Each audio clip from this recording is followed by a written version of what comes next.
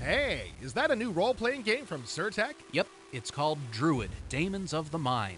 Is it the new wizardry game? No, it's Then it's got to be the latest Realms of Arcania chapter, right? not even close. It's a graphics-intensive, 3D rendered point-and-click game specifically designed for the new player.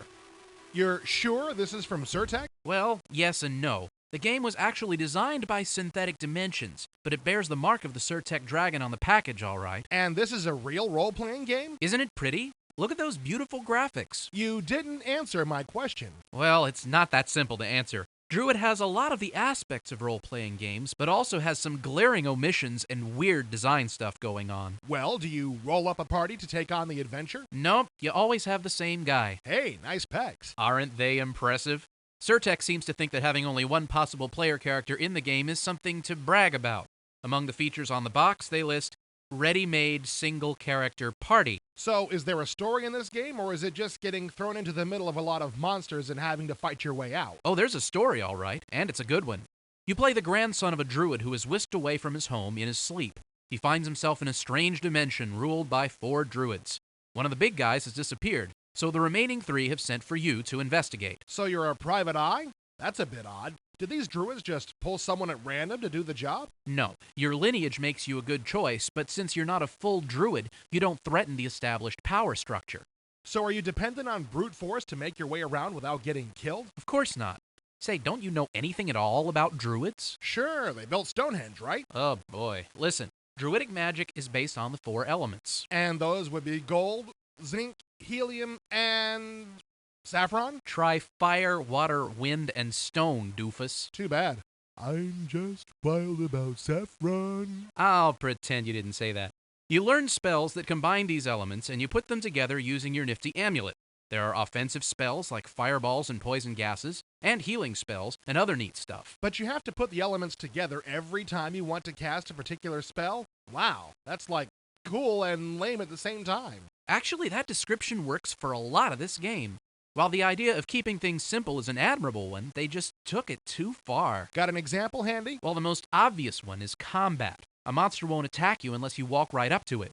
You can keep your distance from the bad guys and they'll never come after you. The idea is that you can see further than the monsters and so can see them first. Well, that sounds helpful if your health is running low. Yeah, it's a good concept, but it goes too far. From a few feet back, you can launch a fireball at your opponent. Now, if someone standing right in front of you torched your face and you were still alive when the flames died down, what would you do? Cry. Okay, but what if you were a tough goblin-like thing? Oh, I'd probably have to rip the guy's toenails out. There you go.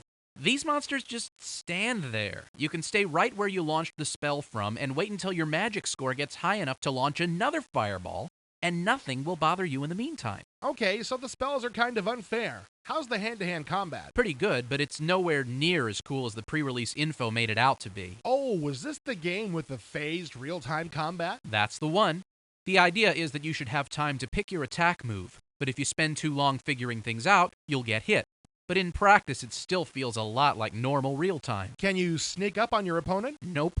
You can't fight anything unless you look it square in the eye when you take your first blow. Yeah, I see what you mean about being too simplistic. Wait, I've got one more example. Okay, but make it quick. Save games. Saved games? Save games. Most games I've played have 5 or more slots for save games, and you can name them whatever you want. Some even have thumbnails of what the screen looks like at that point. So what does the save game screen look like in Druid? Just like this. Hey, pretty. Well, the whole game is pretty, but let's think function, shall we? There are only 3 slots here, and you can't name them, and there are no thumbnails. So it's entirely up to your memory to figure out which save game is which? That's just bad planning. But even though there are these problems, there are also some genuinely intriguing aspects of Druid. You mean other than the pretty pictures? Yeah, I think this would probably be a really good game for a new player to start with.